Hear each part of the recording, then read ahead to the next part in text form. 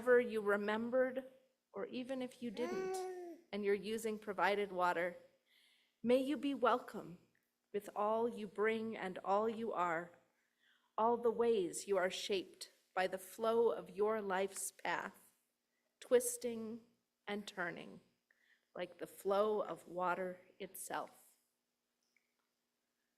So join me as we begin in a moment of silent reflection as we enter our sacred time together.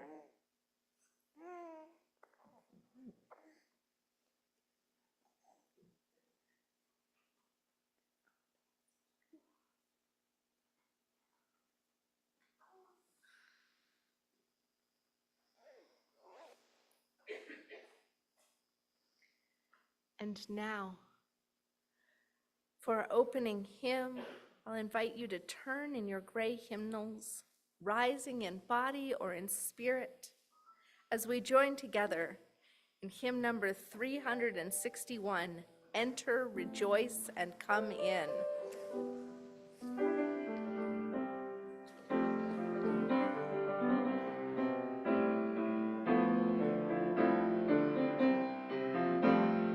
Enter, rejoice, and come in. Enter, rejoice, and come in. Today will be a joyful day. Enter, rejoice, and come in. Open your ears to the song. Open your ears to the song. Today will be a joyful day. Enter, rejoice, and come in. Open your hearts, everyone. Open your hearts, everyone. Today will be a joyful day. Enter, rejoice, and come in. Don't be, oh, change. Oh, don't be so changed. Today will be a joyful day. Enter, rejoice, and come in. Rejoice and come in. Enter, rejoice, and come in. Today will be a joyful day. Enter, rejoice, and come in.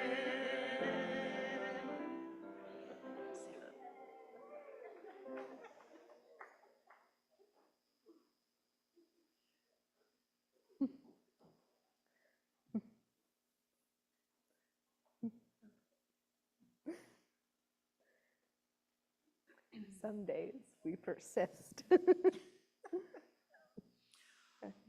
Water, earth, air, fire. Water, nurturer of life, sustainer of growth, basic to every living thing. Earth, where every seedling takes root, the ground of our being, our home and point of outlook. Air, in every breath we acknowledge the atmosphere wherein we live, the elixir of our existence.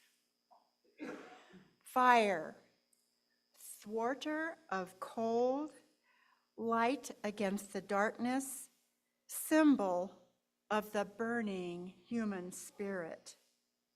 Water, earth, air, fire. These signify the larger unity of all life and the glory of creation, wherein our spirits are embraced.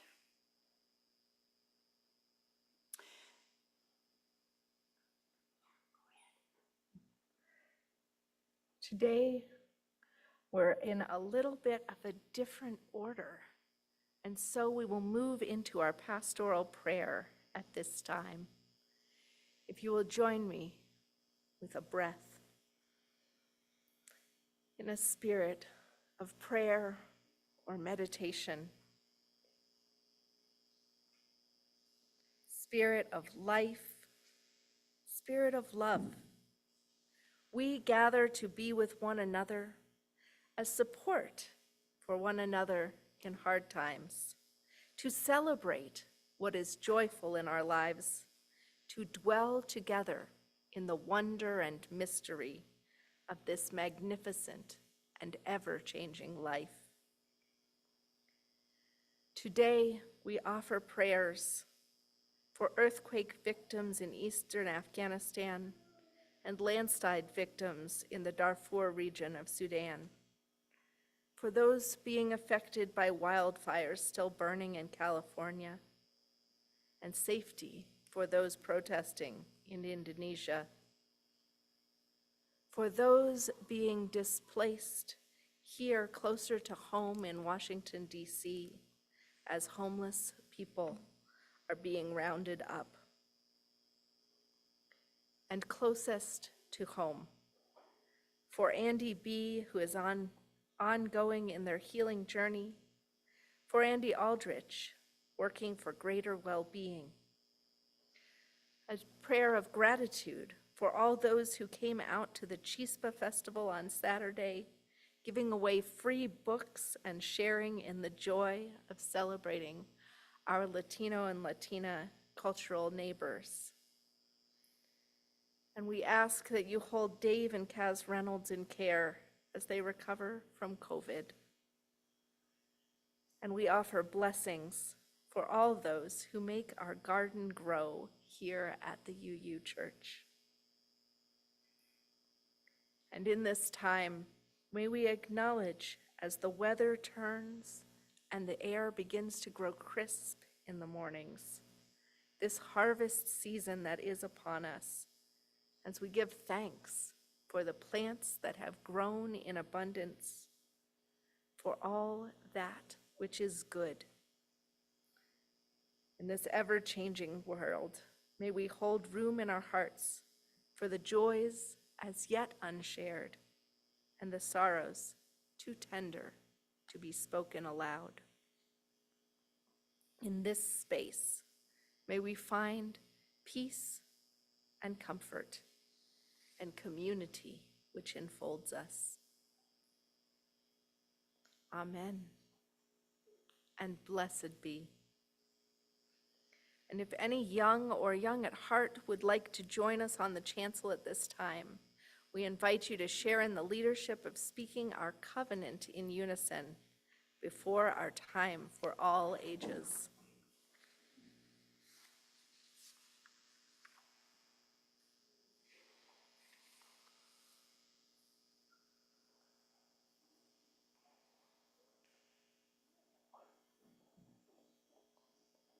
And so we begin with words on the inside cover of your order of service. Love is the spirit of this church, and service its cause. This is our covenant, to dwell together in peace, to seek truth, and to help others. So our story today, we're going to have y'all go ahead and be seated, because I'm going to need to move around, and we're all going to be part of creating this time together. But don't go too far, because we have a few things we'll need help with in the service. We have a few sound effects. I know we have at least a couple of frogs out in the audience, and they will help you. Frogs say, ribbit, ribbit. Yeah. And then, while we don't have any stuffed animals to help us out with this one, I think we might be able to figure it out. We have some crickets in this story. What do crickets say? Wow, some folks are really good at crickets. Thank you. And then we'll have some blue jays that go, ah, ah, ah, ah. Yeah. And we also have some people who are going to chant some words that you'll learn as we tell our story. And then we're going to see if we can make the rain come. So when the rain starts to come, we're going to need some sounds. We're going to need some drops of water. We might even need the rain to pour down. We might need some thunder. All right. So now we know how to make a rainstorm when it comes. And our story begins. My, oh my, it was hot in the little town. It had been hot and dry for weeks on end, and the porch of Mr. Williams' store was a favorite gathering spot for adults. Brianna and other children gathered around the old oak, laying on ground that was baked bare as a pie crust. All the grown folks sat, fanning themselves with their hats, their hands. They were mostly quiet, but every so often a comment was made. Never have I seen the likes in all my born days, or we've got to get some rain soon, or the corn will surely die. Mr. Williams rocked back and forth and groaned, "Sweet wonder, the river's no more than mud, the air's so thick you have to cut it up to breathe it." Mrs. Bridges snapped at him, "Well, talking doesn't do a thing to make it better." "Well," said Mr. Williams, "talking makes me feel better. You give me a 2-day rain and I'll gladly hush my mouth." But as you can see, this hot spell had gone on so long that the good and kind neighbors were getting a little scritchy in the heat. Even polite conversation was drying up. Brianna glanced at the grown-ups just sitting, fanning, rocking. She laid back and looked up through the brown leaves at one blue jay huddled with closed eyes and drooping wings. Behind her on a branch, a cricket sat, still as a dead twig. The children, who rarely missed anything, all sat up, taking notice that someone was headed their way.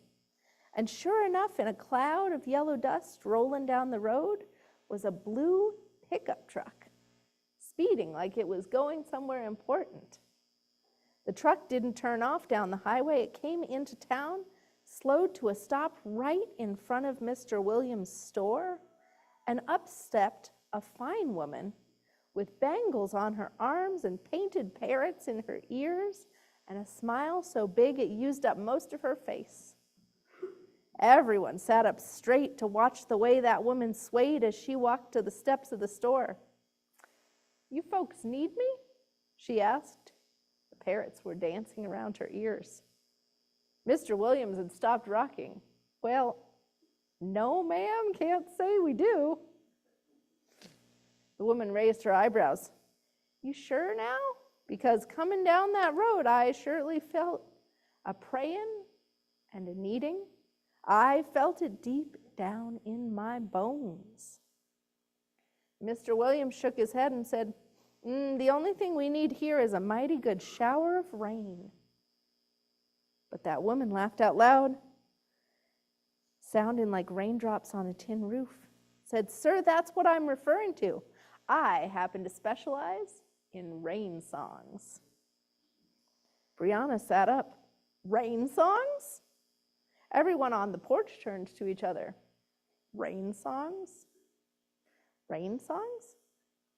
What are rain songs?" "Well, it's my profession," said the woman. "Y'all want a shower to come? You have to ask for it real sweet. Try singing it down like this." And she lifted her arms, jingling her bracelets like a storm of silver bells. She clapped and she swayed and she sang in a full, strong voice, "Ooh-sha-la, boba-lo-li, ooh-sha-la, boba-lo." Well, it seemed to people that the song rose like a cool wind. Ooh-sha-la, Boo-ba lo-li, ooh-sha-la, bo-ba lo. Filling the spaces of the sky, maybe it was just their imagination. The porch folks kind of smiled, not knowing what else to do, and they went back to their talking and rocking. But so did the woman. Ooh-sha-la, bo-ba lo-li, ooh-sha-la, bo-ba lo. And a haze like thin milk began to spread over the sun. It hung there for a few seconds, then disappeared. And the woman had stopped singing. She stood in front of the porch steps looking at the folks. She stretched her arms wide. She said, "You folks got a mighty strong dryness here. One voice is not enough. You all want rain. You sing. Come on now, open up. Sing out your wanting to the sky." Well, Brianna's mother held her hat over her face. And Mr. Williams looked sideways with his eyebrows climbing up. And one just plain laughed out loud, and the others pretended to be very busy. The woman clapped her hands and started up again. Ooh-sha-la, bo-ba lo-li, ooh-sha-la, bo-ba lo. And the children turned their heads. There was an echo, a deep pulsing sound rising from the dried up river. It was frogs. Hundreds of little green frogs were feeling the rain song cool on their skin and swelling out of their throats. And then the cricket on the oak tree jumped to another branch and began to scrape its wings like fiddle bows. And the blue jay woke up and turned its head to one side and shook its feathers and said, "Ah, ah, ah." And a gray mist formed in the sky. The wind rustled the dried leaves, but still it was not enough. The woman begged them, "Sing." And the folks on the porch just slid their eyes around and pretended she wasn't there. But the children could smell the rain only a song or two away. They got up and stepped toward the rain song woman, and she raised her hands in the air, and they began to say, "Ooh-sha-la, bo-ba lo-li, ooh-sha-la, bo-ba lo." And little by little, as they joined the singing and swaying, the woman smiled and waved them close, so close that they began to touch each other and sway like tweeds in the wind, singing, "Ooh-sha-la, bo-ba lo-li, ooh-sha-la, bo-ba lo." And what a song it became. It was too much for Brianna's mother. She let go of her hat and stepped down right beside them, looking at the sky and singing in her biggest church voice. "Ooh-sha-la, bo-ba lo-li, ooh-sha-la, bo-ba lo." And the rain began. As they all began to sing together, it went, "Ooh-sha-la, bo-ba lo-li, ooh-sha-la, bo-ba lo, ooh-sha-la, bo-ba lo-li, ooh-sha-la, bo-ba lo, ooh-sha-la, bo-ba lo-li, ooh-sha-la, bo-ba lo." And the thunder came. "Sweet wonder," said Mr. Williams. "Bo-ba lo, ooh-sha-la, bo-ba lo-li, ooh-sha-la, bo-ba lo, ooh-sha-la, bo-ba lo-li, ooh-sha-la, bo-ba lo." And the frogs were singing, and the crickets, and the blue jays, and every creature in that place. They didn't even notice when the rain song woman stepped away, and suddenly she was gone, that blue pickup truck hightailing it off down the road. But the rain continued. Bo-ba lo-li, ooh-sha-la, bo-ba lo. And even as that rain began to slow, they knew that something magical had happened. And the rains would come again. And so it was, and so it shall be. Thank you for helping in this telling.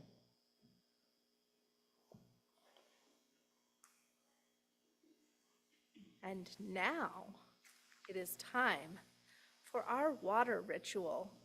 Camille is going to tell you a bit about it, and then invite you up.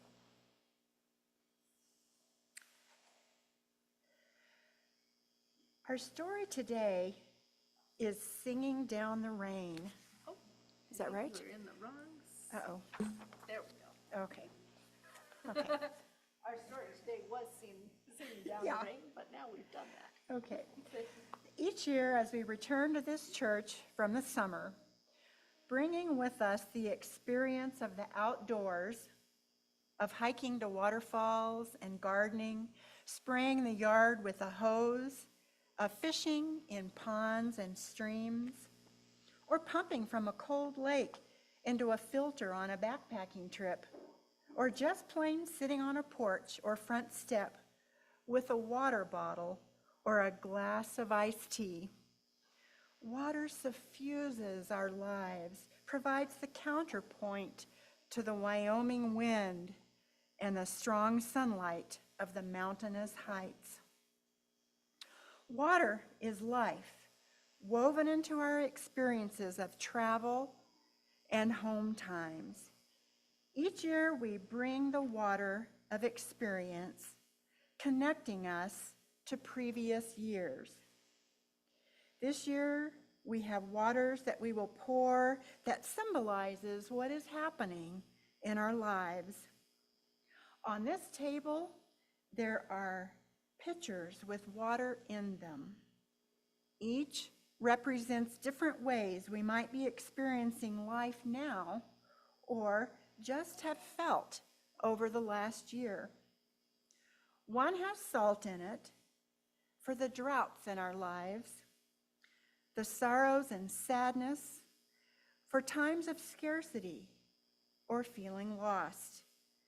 The times when life feels it may be taking more from us than giving to us.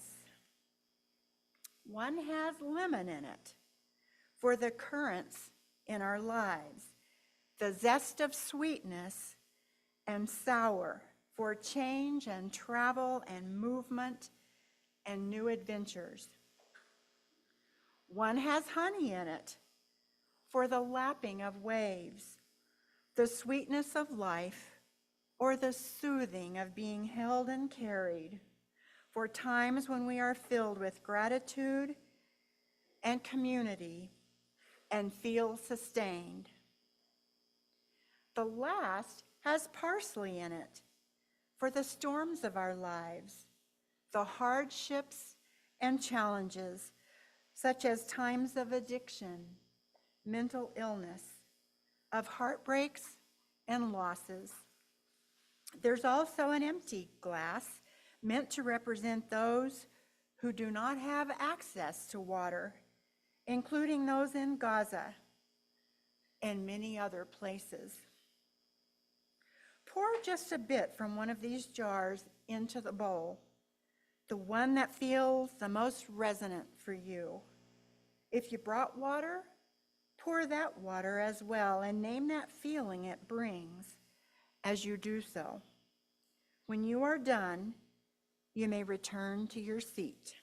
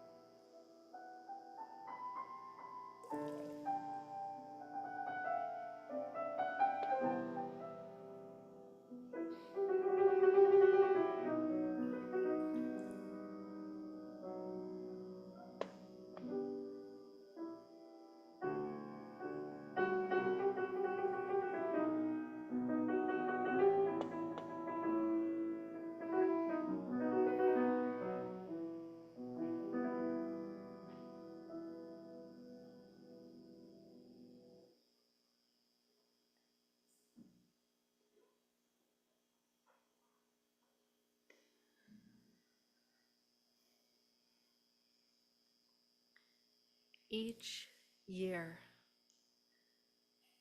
Each year we come back together with this ritual that began with UU women in religion looking to bring themselves back to a place of communion with one another from all the corners of North America at that time.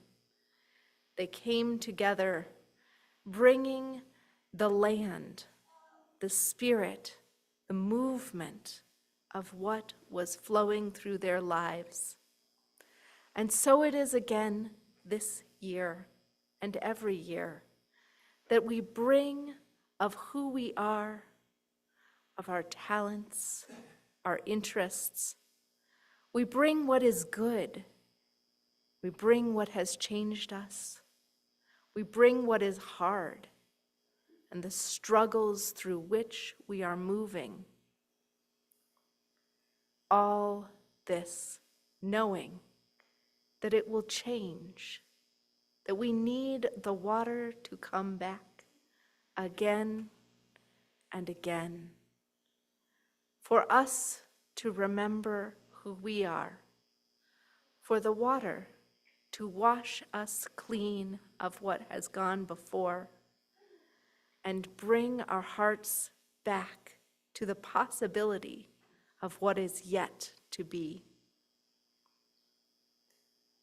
And so it is today, once more, we enter into a new church year.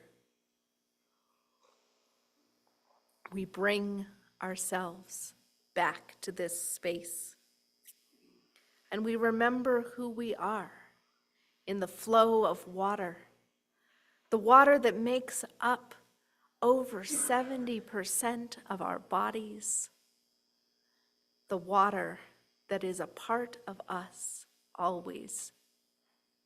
But as we've heard in past years, the water that once was part of dinosaurs and ferns and all that which came before, part of mammoths and ice ages when the world was cold, part of jungles and steamy warmth, and the inland sea that used to be here, where we now rise so high up that we are nearly in the mountains. Water has been here since the beginning, and we continue to move water around us, through us, as part, just like spirit, of what we are to be. And so, today and in this year to come, may you remember that like water, like a stream that flows, like the rainstorms that come and go, you are all in a moment, flowing, changing, forever about to be something else, and always, always somebody, always needed, always part of something greater, like a drop that flows to the ocean. And so, may we say to one another, with one another, blessed be, for you are a part of life, as water is life. And so we will close with hymn number 1007 in your teal hymnal. There's a river flowing in my soul. There's a river flowing in my soul, in my heart, in my mind.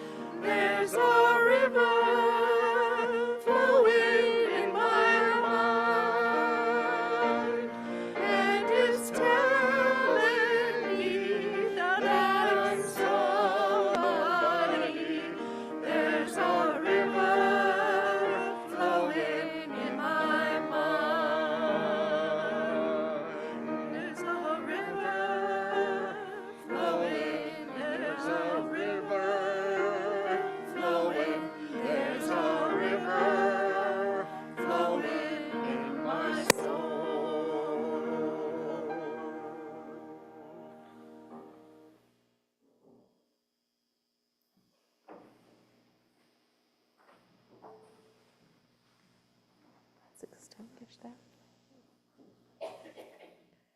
And so let us remain standing as we speak together the words to extinguish our jealous flame.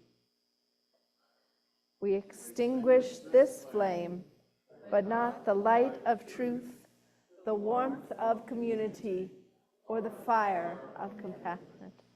These we carry within our hearts until we are together again.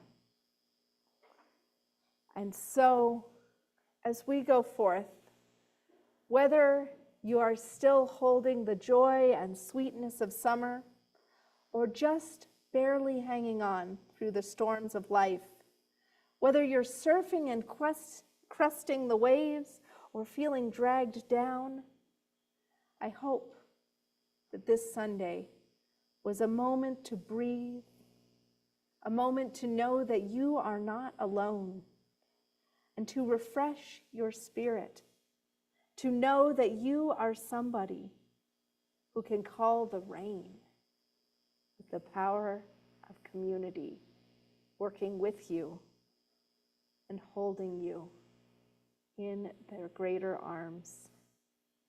So blessed be makers of magic and rain. May you go forth and be blessed.